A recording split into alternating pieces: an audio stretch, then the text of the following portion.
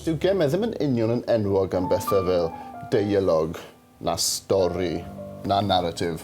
Diolch beth bod gemau fatha Destiny di newid hwnna i gyd.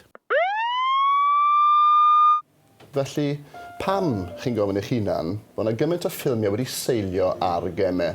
So chi'n meddwl fysa nhw wedi stopio ar ôl perffeithio'r fformula efo'r ffilm Super Mario Brothers? Heddwch i lwch Bob Hoskins. Felly gadewch i ni stopio chi rhag gwneud yr un camgymeriad â ni a mynd â chi drwyddo y ffilmiau gweitha bosib wedi seilio ar gemau. Yep, a'i gwylio nhw. Na, ni'n mynd gwylio nhw. Double Dragon, ffilm wedi seilio ar gemau retro beat-em-up. Dim stori, a mwy na lai mynd o gwmpas y lle yn cicio pobl yn y gwyneb.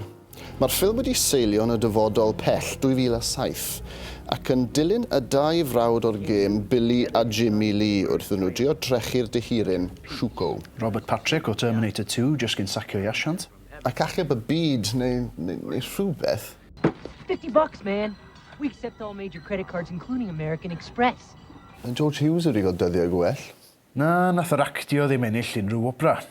Ac am y deialog. But I consider you like a son of all. And like a son, I can always have another. However, there's only one Double Dragon. Mae mhen i'n brifo.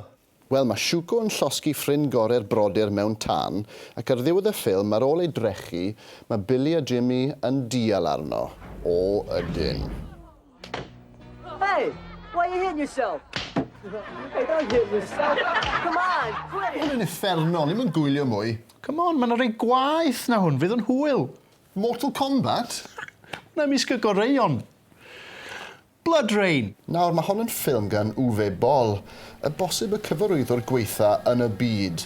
Yn syrenu Kristana Loken o Terminator 3, just cyn rhoi sac i'w asiant, y boi drwg o Titanic yn y wig mwyaf hunllefus, a Ben Kingsley. Ben Chuffing Kingsley.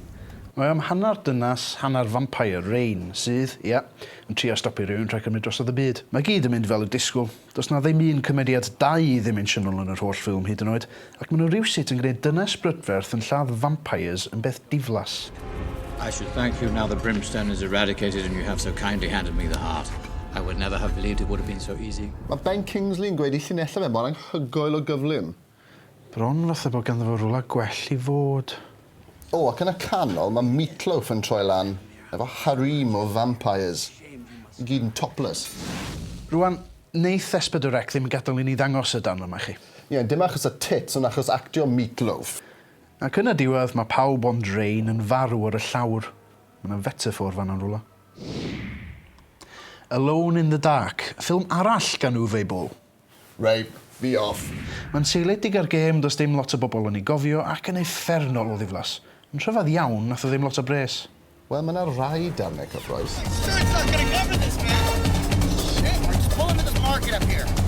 Bydd yna fwy o foxes i crasho fewn i fyna, siwr o fod.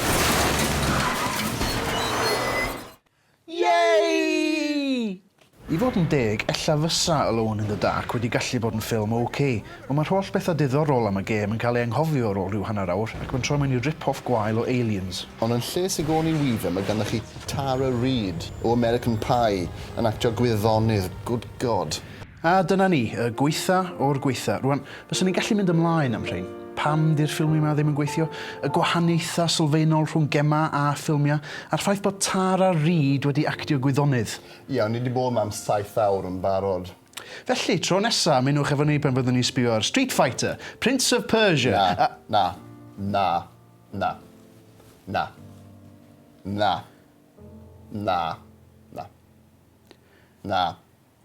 Rhywbeth arall ta.